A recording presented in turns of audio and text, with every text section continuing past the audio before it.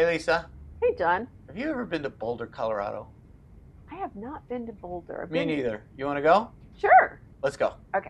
What if all you needed to get better in every way was available at the touch of a hand, or the sound of a voice, or even a vibration?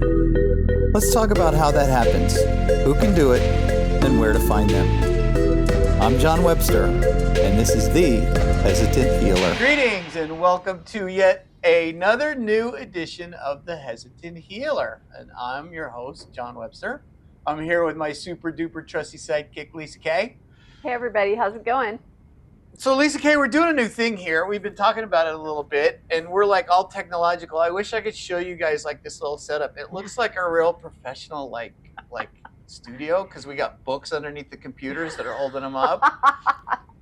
And my son's like doing a producer. He's like, you need to bring it up more. You need to bring it up more. Okay, turn it this, do this, do this. Thank you. Shout out to Corey Webster. Shout out to Corey Webster. He's like full on, like we're really paying him money and shit to do this. And we're on this platform called Riverside, which is I'm learning going to become my dream come true in the world of podcasting, because I had this vision in my head, right? You know this. I had this vision in my head. And when we were doing it before, it's like, I want to do this thing. I want to do this thing. And I couldn't do this thing. But Lisa Kay, Daphne, this is going to be new for you. Lisa's already lived through it this morning. Oh, God. I discovered a thing on this platform. Are you ready? Are you ready? Yep. I'm super ready. I'm here all week. Try the veal.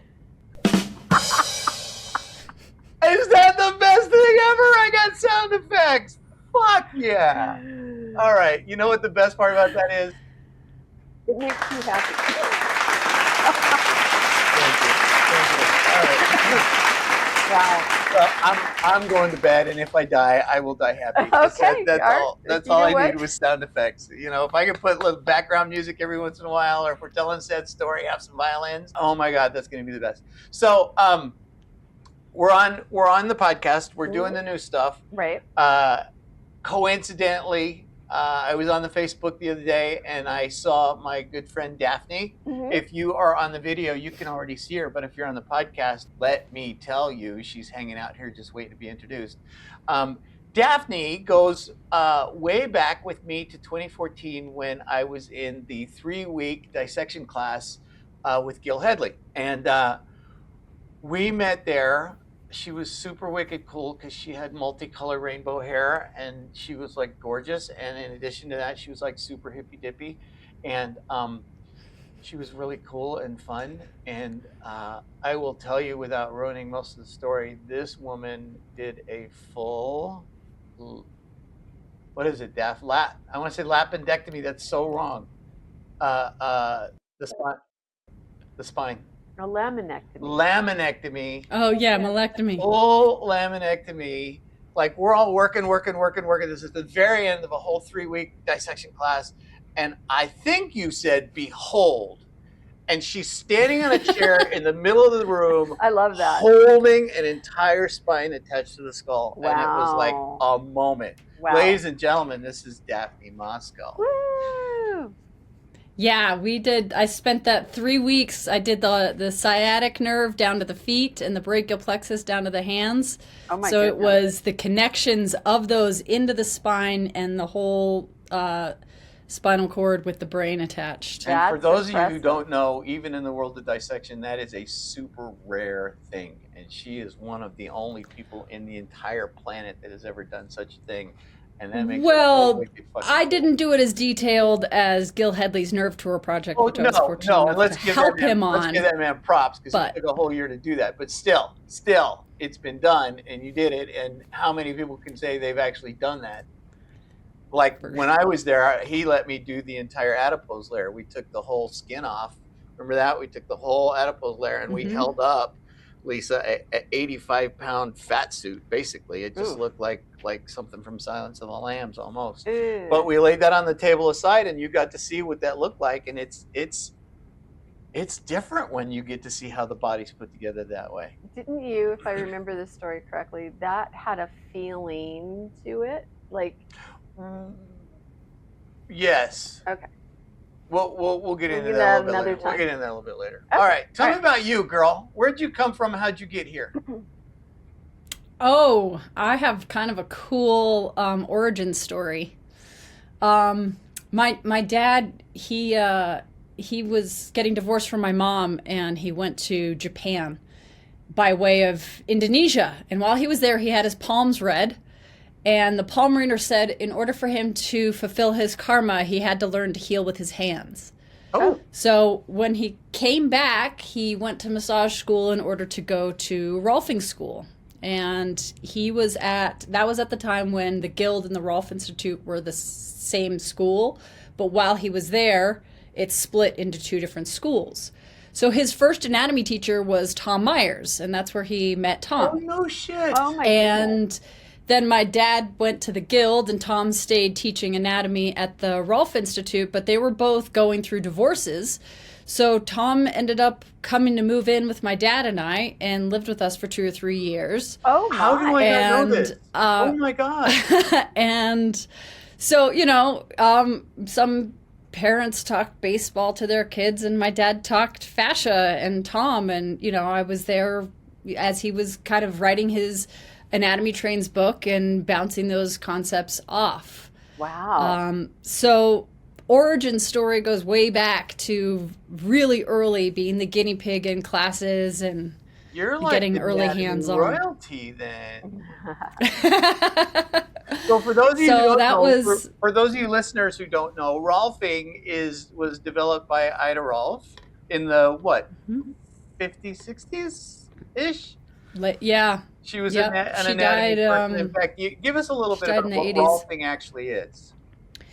So she was, one of the things that makes her legendary is her bringing the conversation of fascia to the forefront. Because before that, in dissection, fascia was everything that was in the way of everything else. Right. So you wanted to get rid of the fascia so you could see everything else. And she really, studied the work of A.T. Stills and osteopathy and really started understanding and thinking about the world of fascia to a degree that nobody else had.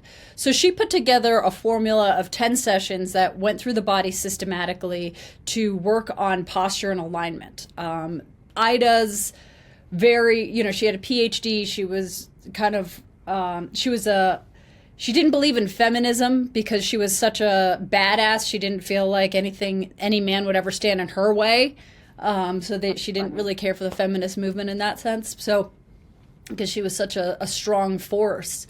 But she came with this idea also of deep understanding of spirituality and this idea of a yogic background and how alignment allows our beingness to be in our body and how to get people out of pain through alignment. So she was coming at it from a different angle of working with the fascia. And Tom Myers is a guy. You and I are kind of in a group. We'll talk about it in a little bit, but like we're talking about Gil Headley because we went to his class. Tom Myers, I think Julian can be in that mix. Some other anatomists globally that are all kind of on the same level right now. All these guys kind of Barnes, I think, was one of the guys that was around at the time. Well, Feldenkrais too. I mean, Feldenkrais was a contemporary of Ida's. That guy that just passed a couple of years ago, Eric Dalton. Eric Dalton. All of them kind of elevated massage therapy into more of a healing aspect of hands-on manipulation and hands-on therapy. And they're all direct descendants of like Ida and how they started those. I guess osteopathy was a direct descendant, and then we're like the next level down where we're at. But all these guys kind of came up together, and we're kind of descendants of those people, right? Baral and Upledger, all those guys too. So, what do you do now? Well, I did structural integration for a number of years. My dad and I, after I did my trainings, he and I opened up a practice together and we would do four-handed work. And then I did Tom's training. And then I became Tom's teaching assistant for his dissection labs. And then I got into Gil's world, and now I kind of Tom's work with method Gil more. is and his platform is anatomy trains. And so there's It's anatomy trained. So it's similar to the Rolfing series, but he's working from his own thesis of how the fascial anatomy lines work. But I kept asking questions in his classes, and he finally sent me off to go study the visceral work at the Barral Institute.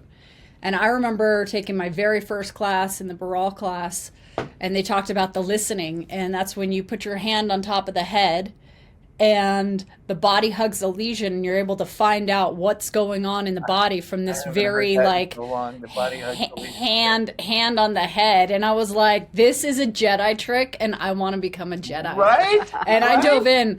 I dove in so deep. I was like full in. My second class at the Barral Institute was studying with Jean-Pierre. I went just deep and way above my head. I didn't. Oh wow. Oh, yeah, I've taken classes with Jean-Pierre every single year, except for the year I was pregnant and my first year of the baby, and then COVID. Do you know Riva? Have you met Riva Bloom? I don't think so. Huh. I don't know. Riva Bloom is my original teacher. She was the one that got me into visceral and Upledger. She's my original teacher here in Redlands. And she moved to Tucson and then wanted to come back because all her clients wanted to come back. So she rents one of my rooms once a month, comes for a week.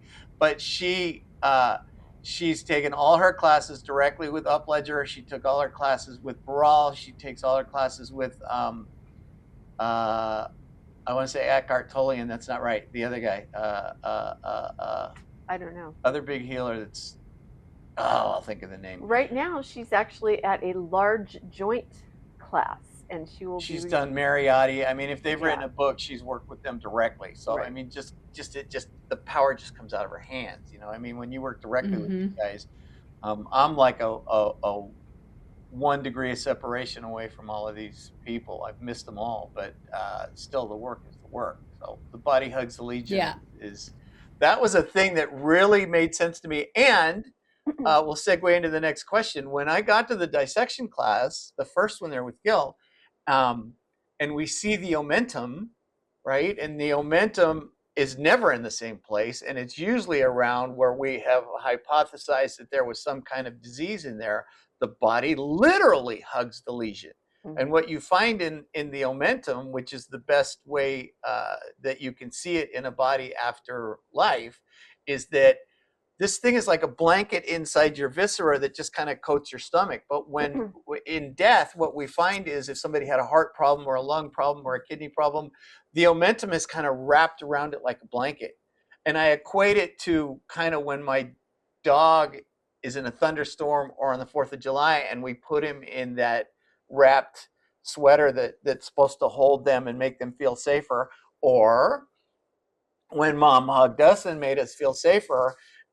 It's an extension of that, and the body does that in its own innate wisdom too, and we got to see that in the dissection class. Well, let's think about the omentum too, because it is this layer of fat, right? And Gil's tone completely evolved my world of thinking about fat, but right, it's made of a fat substance which has a lot of fluidity. It's electromagnetic force. It is a thing that brings nutrients, that communicates fluidity and bringing viscoelasticity to the area. That's essentially what our body's always looking for in its organization, is seeking for that viscoelasticity and that ability to expand and contract on a cellular level. And so when the omentum moves, it's the only piece of fat that can really move like that. It has that ability. It's bringing that electromagnetic force and that ability to bring the moisture and the fluidity into these areas that have damage.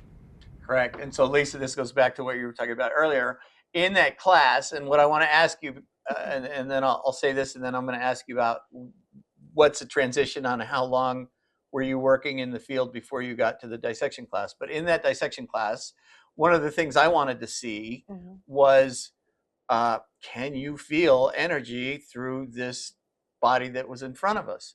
One of the cool things that happened early on was that Gil had us all stand around because there were 12 cadavers and 50 people from all over the world. Multiple people had been in Gil's class before. This was my first time ever. And in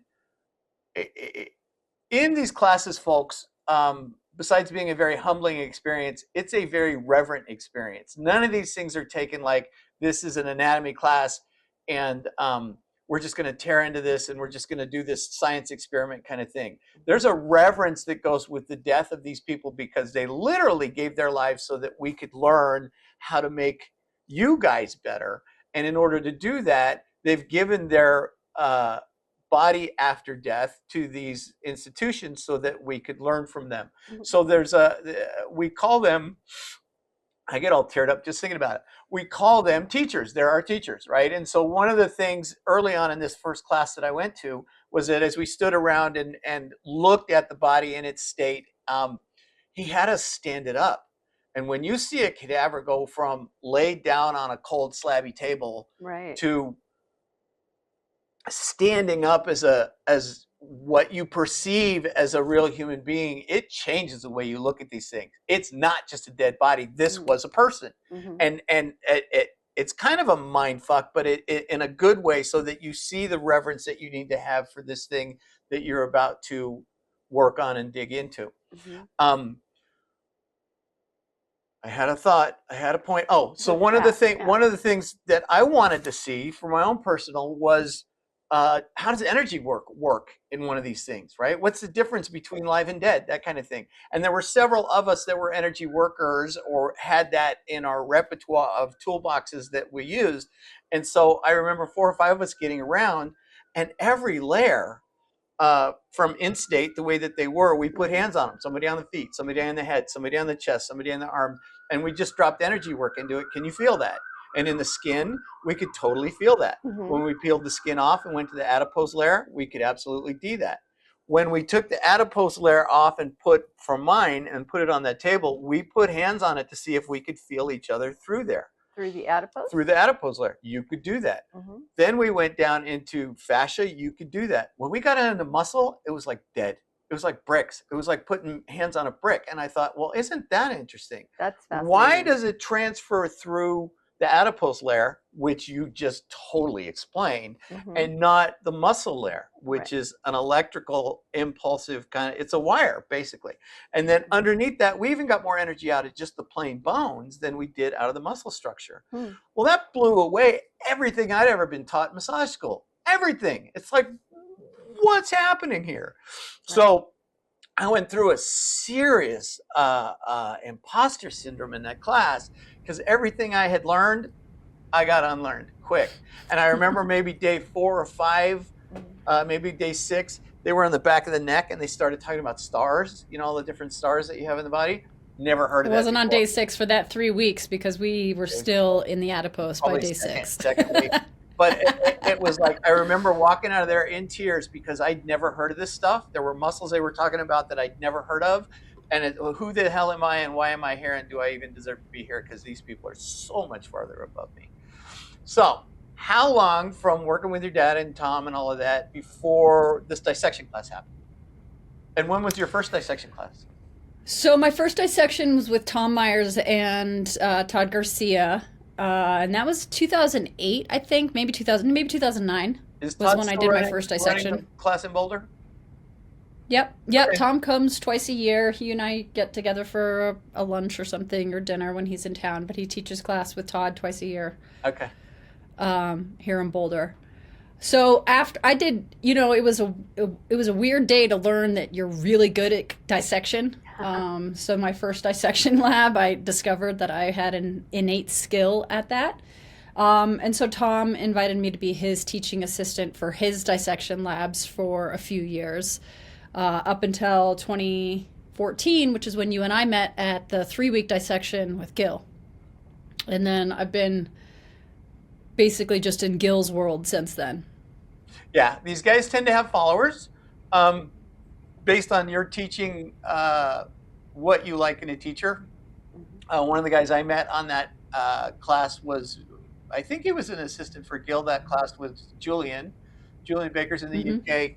and we got along like peas and carrots, and we ended up doing some business together. And I started following him, and it's kind of like, when I was a chef, when I was cooking, and I had transferred from art school into cooking, and my teacher introduced me to ice carving, and I took off like a bat out of hell with that. But in the world of cooking, if you're going to do some extra artistic thing, you're going to go sugar, or you're going to go chocolate, or you're going to go ice. And those are three totally different structures with three totally different ways in which you deal with stuff.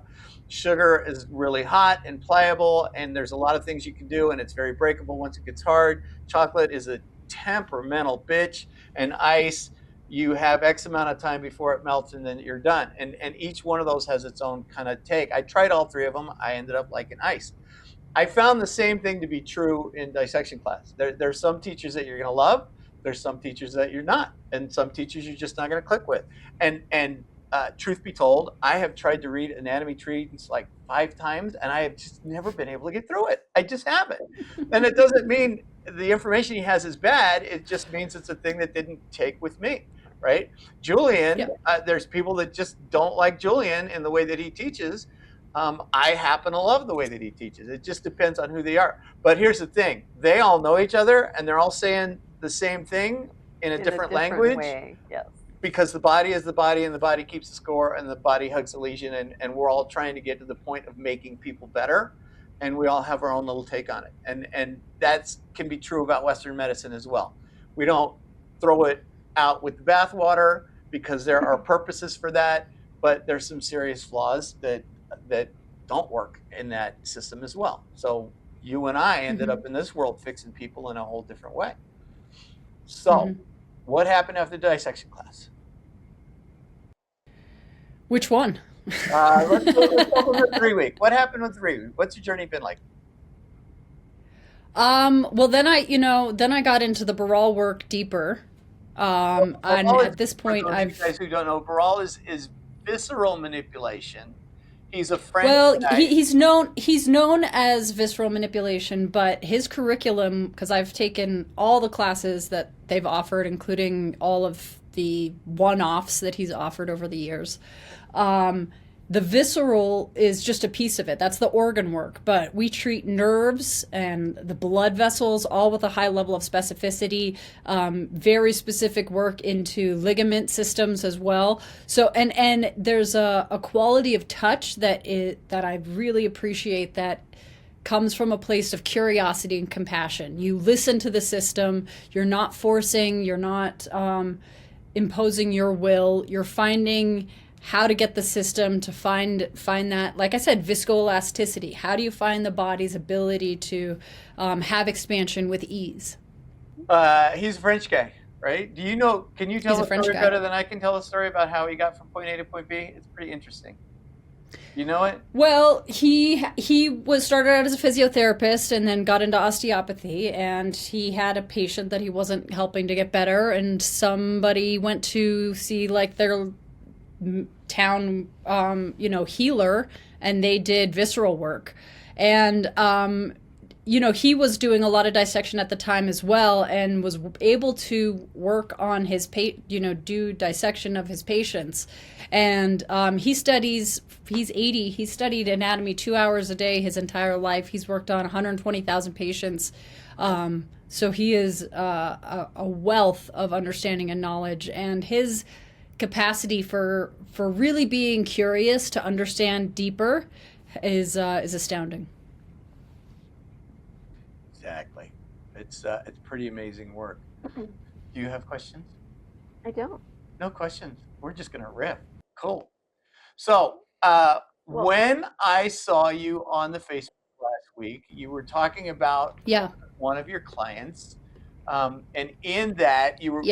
I was right there with you with like, oh my God, I do that. Oh my God, I do that. Yeah. Go, Daphne, go. And then all of a sudden you took a left turn and you started talking about nutrients and homocysteines, homocysteines and cells. And I'm like, I don't do that. So I was wrapped with attention. And then I'm like, should I do that? And I'm like, no, that's not my gig. But one of the things I love about you and when we get together and do work or just talking is that we have different views of how we got from point A to point B. And so your knowledge helps me and my knowledge helps you. And then if we ever work together, it's like we're just going back and forth in this body. And what's interesting about our work, and this is the thing where people call us magicians, they get off the table, they don't know what the fuck we just did, but they're better and things have changed. And it's a very real thing.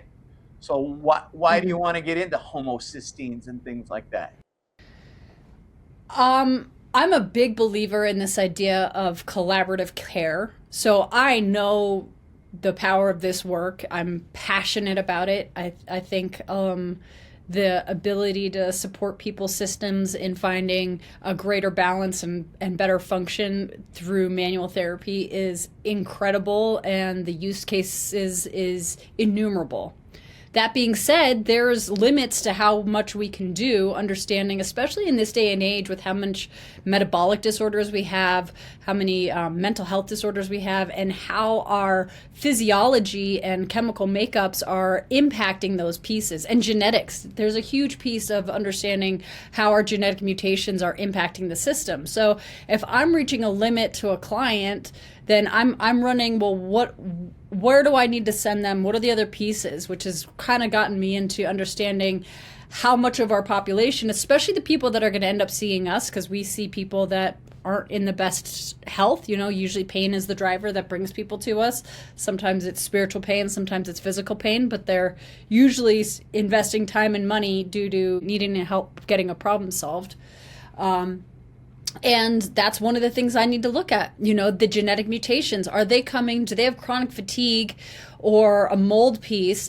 Well, is there genetic mutations that make their liver less functional? And so now we have this down cascade of metabolic disorders. And that's why I can't get the liver to function better, or the kidneys are always tied up because of these other pieces. And it shows up in a lot of ways. Anxiety can come from these genetic mutations and your cells not getting proper nutrition. So it's just made me curious. So in that case, that woman, I had seen her twice, and she had mold issues. And the first time we did a lot of brain work into the blood vessels of her brain. And the second time we were working on the difference between her left and right leg. They were very different, both kind of starting this bowing pattern.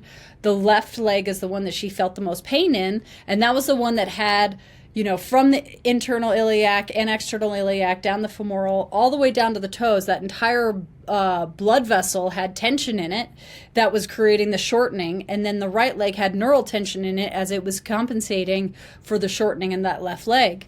And it just made me wonder, are we dealing, is this the signs of a homocysteine level, a homocysteine issue, where her blood vessels are creating tension in the body that she's organizing around, that long-term health, this woman in her 30s or 40s, she'll need to look at if she wants to live whole, healthy, happy, vital for her future. That's going to be a key component in this long-term being in a vital space. And this is why dissection is critical to what we do. When you can see how that stuff connects, I remember thinking when I could see on the inside what I'd been touching on the outside for 2 years, it changed everything. When you can see a nerve or a vein way down at the ankle and how it transverses all the way up and how you can pull on. In fact, here I got a good story. When I was in the lab with James a couple of years ago, he says, dude, come here, you got to see this. And they had a female cadaver on the table. They had already prosected her out. She had passed from breast cancer that had metastasized. There was a 2-inch hole in her skull, but they had just taken the bone out. You could still see the dura mater. And he goes, I didn't know what this was when we got it. He goes, and we had some nurses in a couple of weeks ago, and they said, oh, in some nth stage cancer patients, they will do that and literally pour chemotherapy onto the brain. He goes, it kind of appeases the family, but it's not going to help them a whole lot. He goes, but they'll do that occasionally. He's like, okay. He goes, but that's not what I want to show you. You can see the cancer on the outside skin of the breast. And then he pulls the breast out, and you can see the cancer in the ribs. It was real chalky. There were tumors on the ribs and was in the bone. And then he lifted the breastplate, and you could see on the lungs and on the esophagus as it went up, the tumors had crawled up.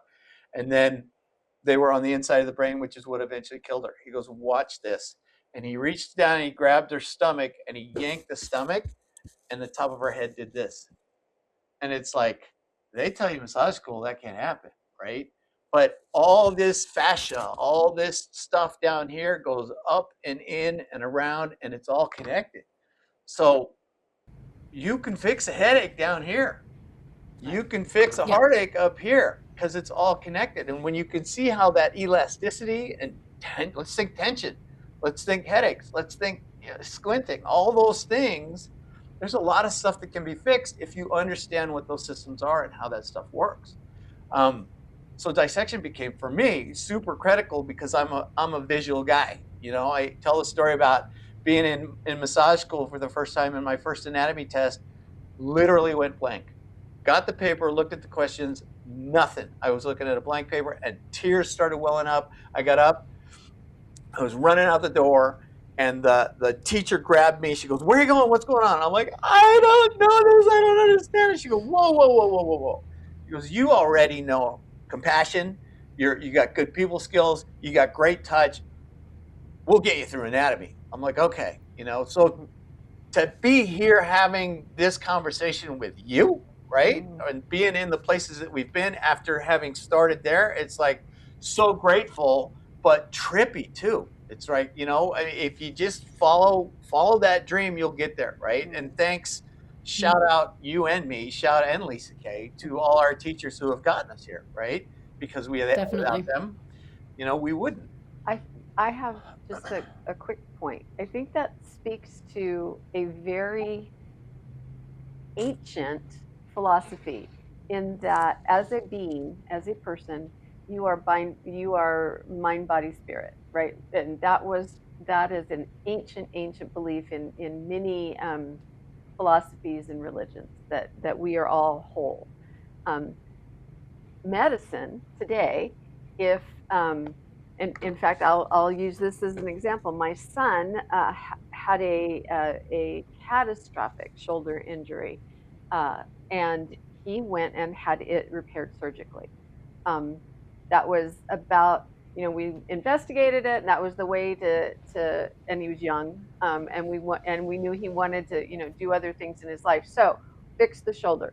Now, I looked for the best shoulder surgeon that I could find. I didn't want to take him to just any orthopedic guy. I wanted to take him to the guy who knew shoulders.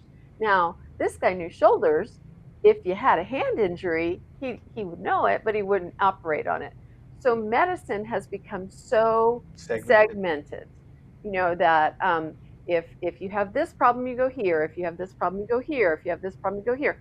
And all three of those specialists are not going to ask you about everything else in your life. Absolutely. And that's why Daphne and I both have good practices. Exactly. That is exactly my point. Everything's connected. Right. Everything is connected. We've known that forever. It's just... But they don't treat that way. They don't treat that way anymore. And that is exactly my point, is that you and Daphne look at the whole person. And that... you know, you helped me. So yeah.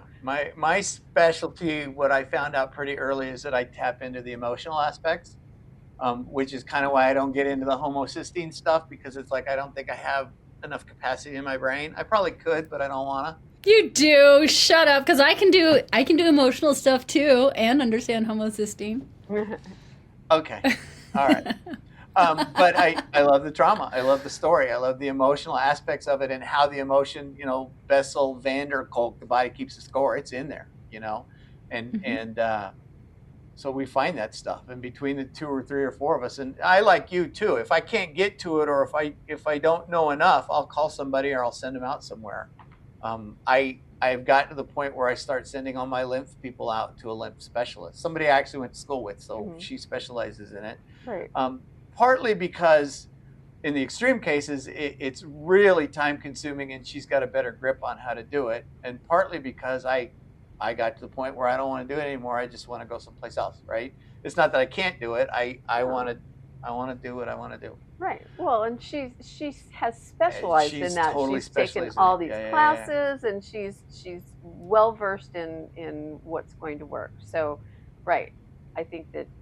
You know, that day I called you a couple months ago, I had somebody on the table, and there was some kind of, I don't even remember what the thing was, but I remember thinking, Daphne would know what this is.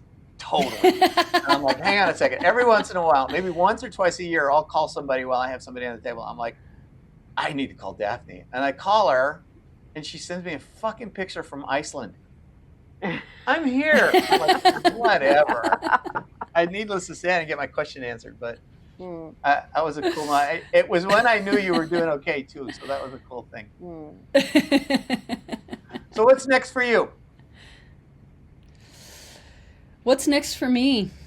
You know, I'm in this chapter where I feel the call to start talking about this work. I've been nose to the grindstone studying and focusing on my kid and my own health, and those pieces all feel like they're really healthy and in a good place. And I think it's time for me to start inspiring. He's 10. 10. Yikes. Where does the time go? He's 10. Sorry, I cut you off.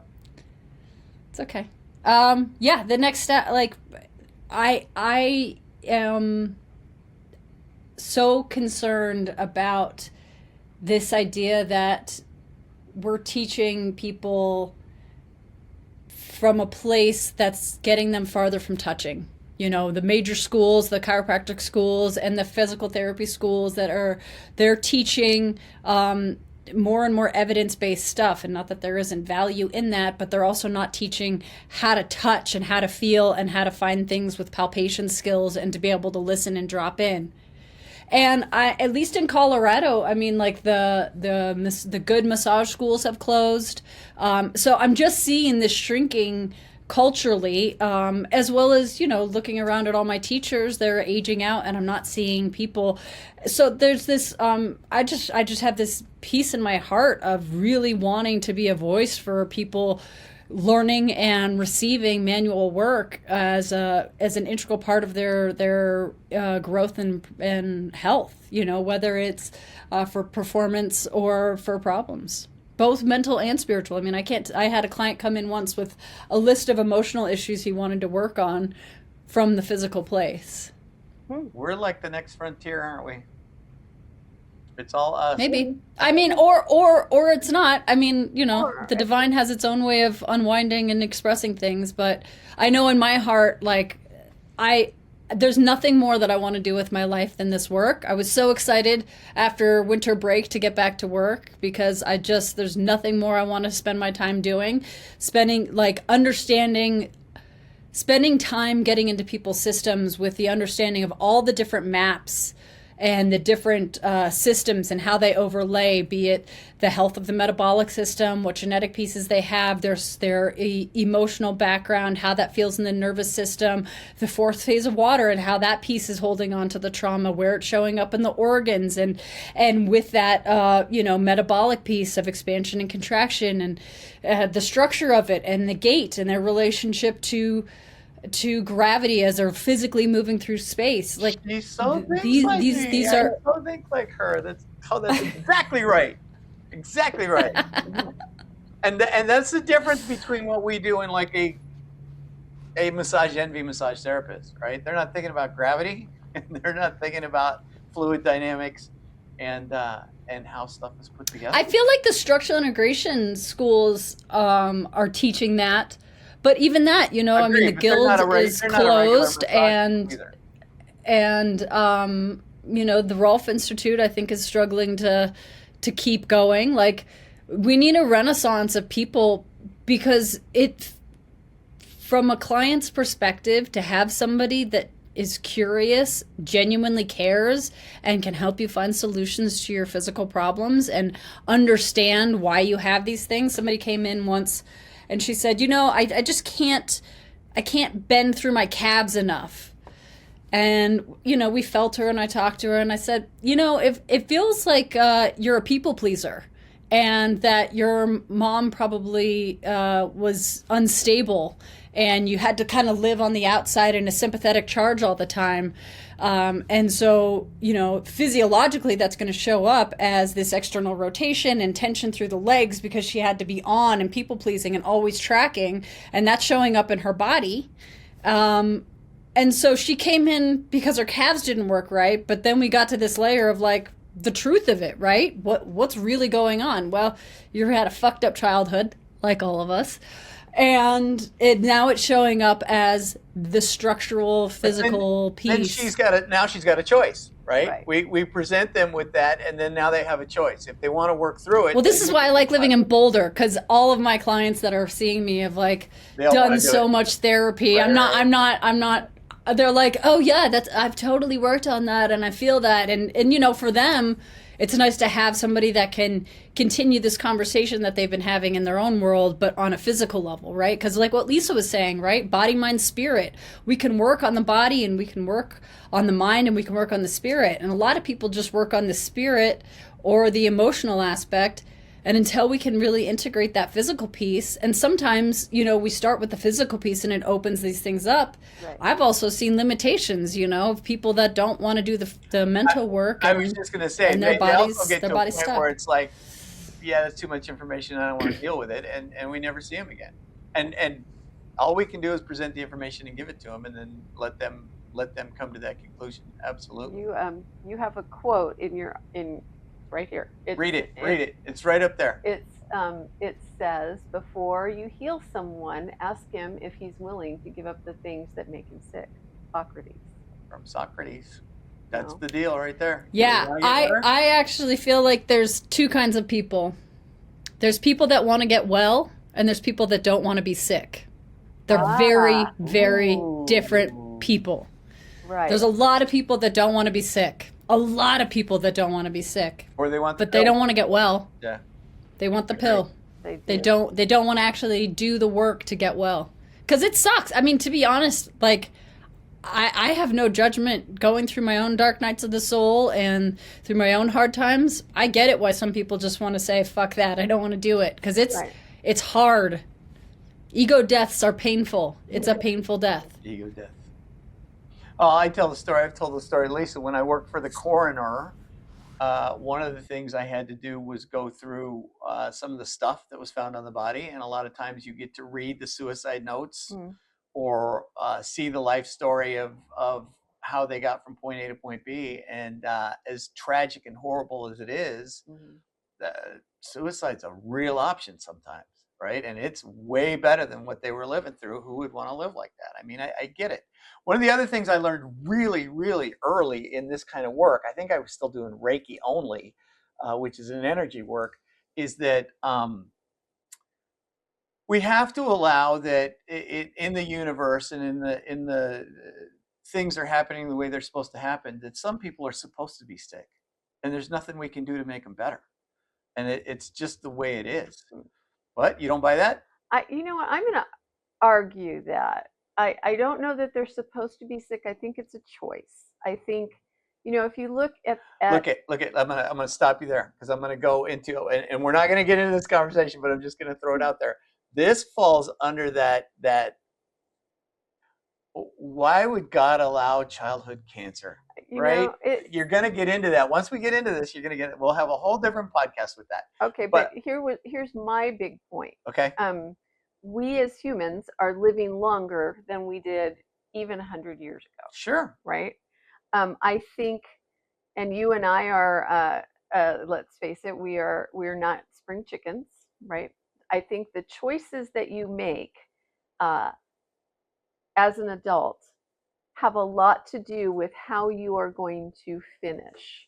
So if you sit on the couch and you eat potato chips and drink beer. I agree with that part, but there's still aspects out there, just in an organism standpoint, of there's going to be sickness and there's nothing you can do about it. Well, granted, people get cancer, people get horrible metabolic diseases. We can split all kinds of hairs here. Because, for sure. So we're on a tangent. I do, but I still believe that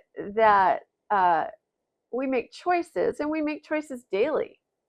about that affect our health and our well-being and our spiritual aspects of our lives. And so to say that this person is just going to die at 35 and that's all there is to it, I have a philosophical problem with that. All right. Lisa, I have a client who's got a genetic makeup that's a freaking nightmare. Mm. She has genes that make her allergic to sulfur. Oh, Your body needs sulfur to detox. correct. So she has to bring sheets, her own sheets, whenever she goes to hotels because she's allergic to the formaldehyde. Wow. She can't eat at restaurants. She can't drink water at restaurants. She gets terrible migraines because the pattern of the smell coming in goes in through the nerves of her olfactory system into her brain and cause a torsion because they've been stimulated in so long. She's done a lot of the spiritual work. She has to live extremely clean. She's not doing the work. Right. There's a demographic of people that just have a hard shake. Correct. I agree with that as well. But she is still making choices to do the best that she can. Yep. Yeah. Some people get the worst genetic, however that all comes together, and they seem to not have come out on Or life circumstances. Right. I mean, there's people It that, is what it is. Absolutely. parents who were hoarders and they just grew up in filth. I mean, you? Did your parents hoarders? My mom had some stuff. Yeah.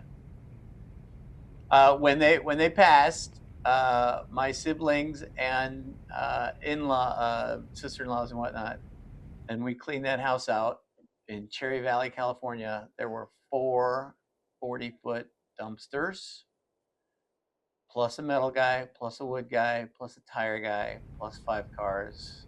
And it took 5 cars. Took 6 months to get rid of. Well, we had the truck. Yeah. We had the motorhome. Yeah. We had their car.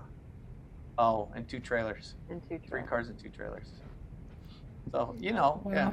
But she wasn't a hoarder. She just liked her stuff. What's the All right. difference? Oh, nothing. Well, your house and my house. degrees, I Yeah. guess. Yeah. Okay. Anything else? What else you got for us today? I Go. I've been fortunate enough between all my teaching assistants opportunities to see around 180 bodies. Wow. And I can't tell you how much that's impacted my understanding of the body and getting to touch and see and feel fat people, skinny people, emaciated people, different pathologies, cancers, getting an opportunity to see that many different bodies deeply impacts. And my understanding of lymph, I haven't done any of the courses, the Chickley courses. I've taken classes with Jean-Pierre, who taught a course on his understanding of lymph. And I've studied with Dr. Perrin, who treats chronic fatigue and fibromyalgia from a lymph standpoint as well. But, seeing lymph in the body, feeling the capillary microtubules in the actual in situ is a completely different understanding of what lymph feels like. Like people that go in and dig their finger in armpits, when so much of that is dysfunctional vasculature and lymph flow. The other thing is my understanding of boobs. You were talking about your lady with the breast cancer, being able to see how the milk ducts come into the rib cage, completely transformed how I treat ribs on women. Speaking Right? of gravity, There's- too, because there's a huge difference in the elasticity between a 20-year-old and an 80-year-old. Absolutely. Yeah. And a mom and a not mom. Absolutely. Yeah. Yeah, the tubules in the body make a huge difference. We learned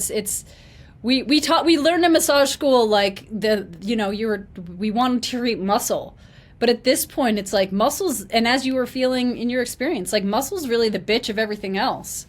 Right. Every once in a while, it'll be like a really strong fascial pattern that I'll have to treat. But that's so rare. Almost always, it's going to be nerve, blood vessels, a torsion pattern, and hugely emotional. Well, I tell people one of the things that makes me a little bit different in this world is because what you're talking about is there's also a difference between a fixed and an unfixed body in those patterns and what they look for too. And what I've seen, because I worked for the coroner for a couple of years and got to hang out in the morgue, there's a big difference between those two and a body that was just alive yesterday. When you're looking through those muscle structures and all the right, because they're not frozen and all the blood's still in there, and whether or not they've been frozen. And then the last aspect is a live surgery or a live person, because all the stuff that you see, that we see in a cadaver, is vastly different when there's electricity and blood flow and liquid flow through that system. I'm reading a book. I'm in the middle of it, and then I stopped. And James led me onto it, called "The Spark in the Machine." Have you read it or heard about it? It explains acupuncture. And one of the things he's talking about early on in the book is meridians and why Western medicine can't find meridians. And that's exactly what he talks about, is the tubules and how they're functioning patterns in a live system that has electricity, viscosity, and movement, and piezoelectricity and all that stuff. And the minute the system stops, those tubes are gone and they shut down. And we've actually seen that. And if you look at the difference between strolling under the skin, where he shows the fascia in a live body during surgery, versus what we see when we've had a dried out, chemicalized body, and how the Velcro pulls apart in that. Those are two, it's the same system and we can learn from it, but it's very different when it's got stuff running through it and how it looks. One of the things we got to do with Julian one time was he had a microscope that we put up on the TV so you could see it, and we had different kinds of acupuncture needles, and we got to put the needle in the fascia through the skin and look at the microscope and see how each needle, because each one was different, each manufacturer, each size was different in how it pulled on those fascial systems, and that was on a chemicalized body. I would imagine on a live body it's completely different, and how the body responds to that micro injury is how that system works, acts, and behaves. So even though we get to see it in one way, it still behaves a little bit different in the other way. And in my head, just like you see it a certain way, it's like when I was in the Army and I went to Germany, I had to go from English to Spanish to German, because my mom always spoke Spanish, right? And it was weird in my head, because while I was trying to learn German, I had to go through Spanish first. And then when I got out of the Army and left Germany, it was completely the opposite other way. It's the same thing when we're working on bodies. If I see this thing, it's like, now I got to backtrack and see what it would be like if they just died yesterday. And now I got to figure out what it would be like if they were alive, and what's it like when you got blood coursing through this, because it's vastly different. And when I'm tearing apart like an accident, what would this have been like in that trauma, and how did these systems behave while he was rolling over in the dirt, or while that thing was breaking, or when the baseball hit the arm, or all of those things. And back to what you were talking about, fluid dynamics, gravity, what happened after everything got stuck, what happened when they went to use it for 5 years. How many times have you had a person say, no accidents, no, I'm good. And then you're like, are you sure you've never been in an accident? They're like, well, I was in one when I was 15, but that was 30 years ago. Still counts. It's still in there. I just found it. My record, one of my good friends from high school is a massage therapist. She brought her mom in one time, and I'm working on her back, and literally in the crook of her back, just above her butt cheek, was a V. Like, I'd feel my hand just dip down, and I'm like, what is this? And daughter's like, I've never even seen that before. What is that? Mom says, Mom was 70 something. Probably. She goes, when I was 13, I fell on stairs and I landed right on the stair. Fucking stair is still in her ass, right? And I've seen several fascial, I think, personally, I think it's heat versus compression. Heat and compression will stick a bump in there, right? And I'm sure you've come across it too. I had one that she flipped over a bike. She says her bike shorts didn't tear, but she landed and skidded.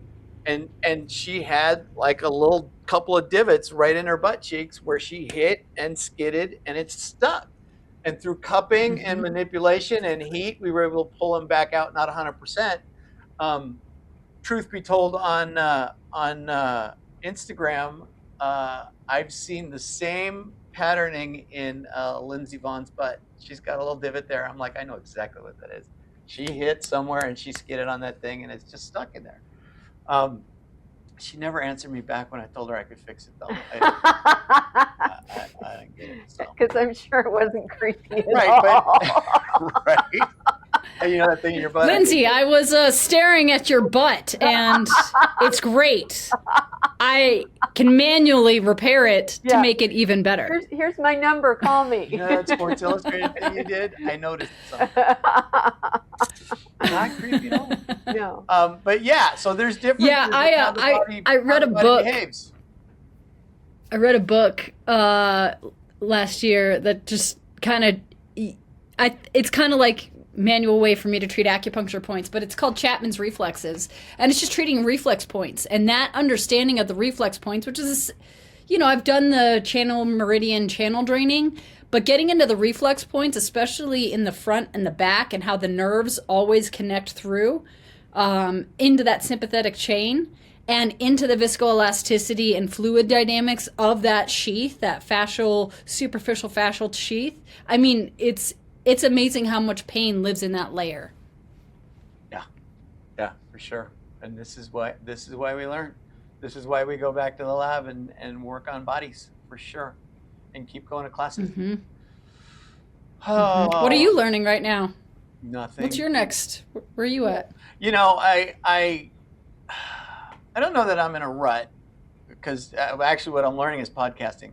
But well, I would say I've said this a couple times, the last 4 or 5 classes I've gone to, I've walked out of that class and gone, I already knew that, right? And that's very frustrating, because ultimately what comes from that is like, it's time to teach, or it's time to do this, more interacting with other people so I can elevate the game. There's also a piece of me that's kind of winding down. Not that I don't want to do this anymore, but it's like, do I really want to learn more and keep going? Or do I just want to keep where I'm at and maintain it and stay? I don't want to stagnate, but I don't want to go on a completely different tangent and continue to learn. Because I think I'm getting to a point where I want to do something a little bit different, or teach at a different level. But I love my clients and I love doing what I'm doing. In fact, this podcast right here, I got a client in recently. He's relatively new to me. He came in, 2 months ago?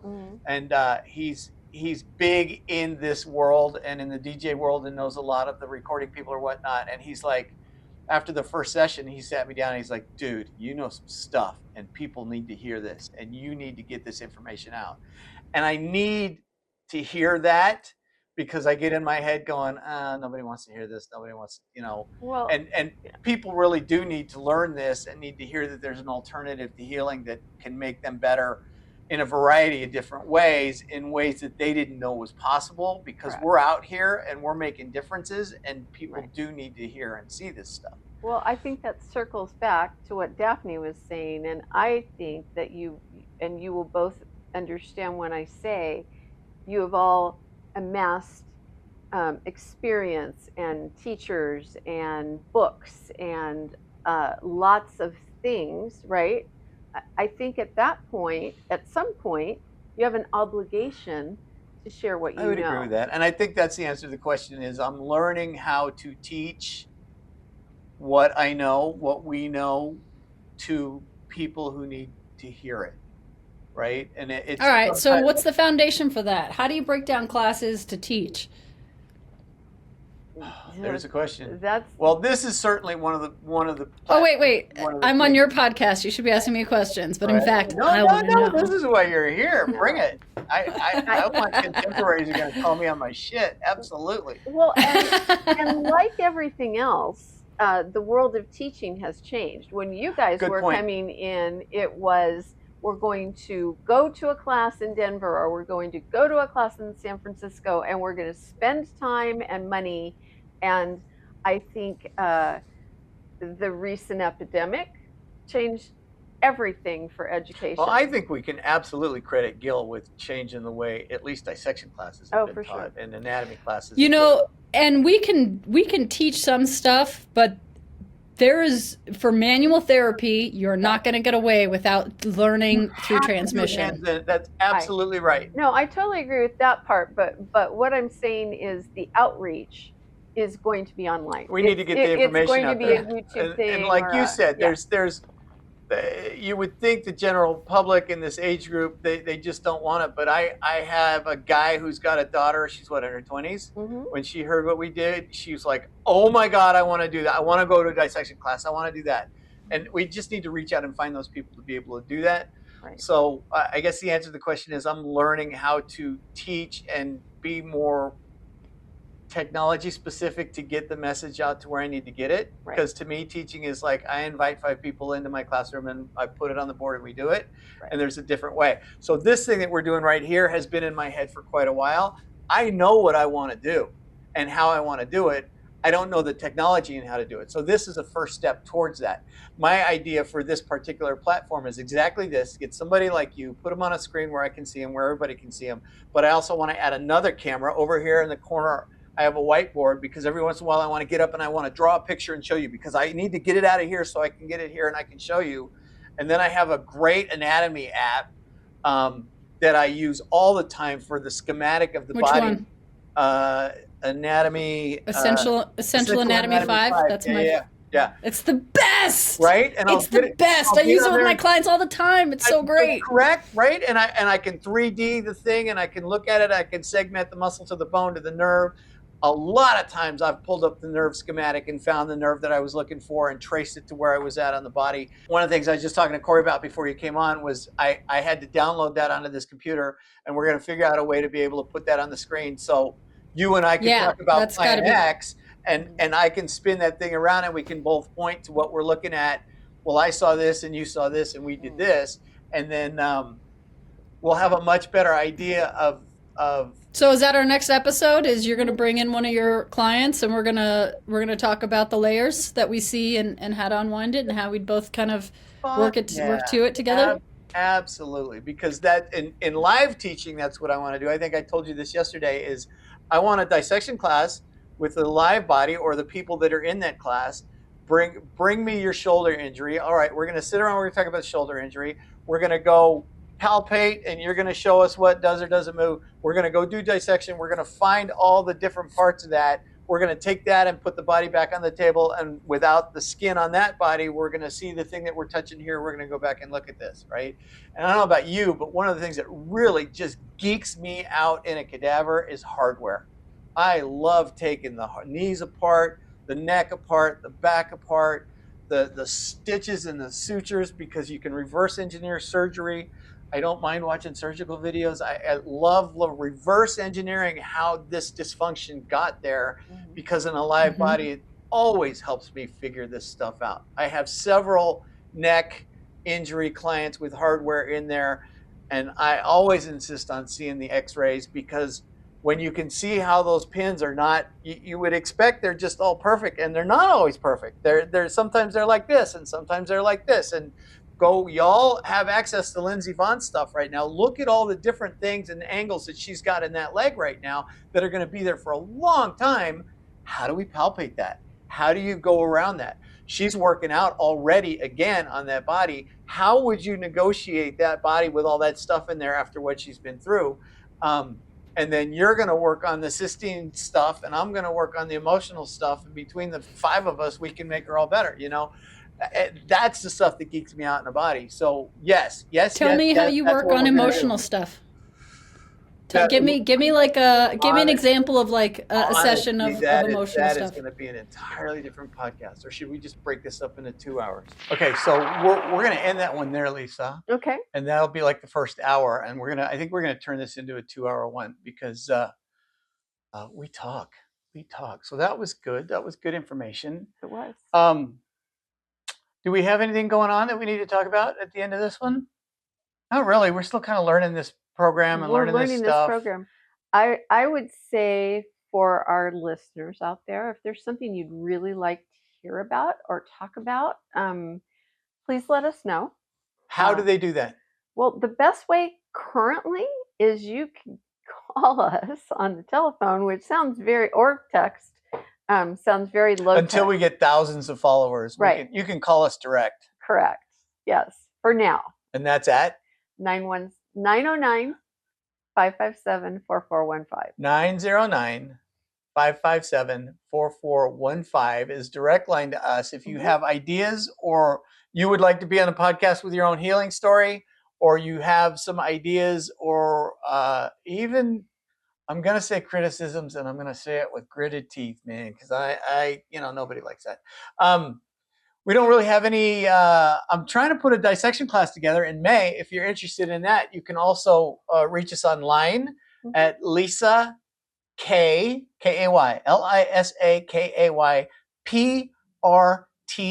@gmail.com. Email her if you're interested in a dissection class.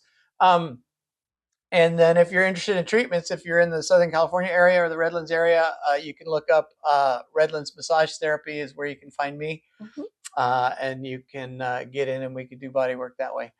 I guess that's it for today. So thanks for listening, and we will talk to you next time. Be ready for a part 2.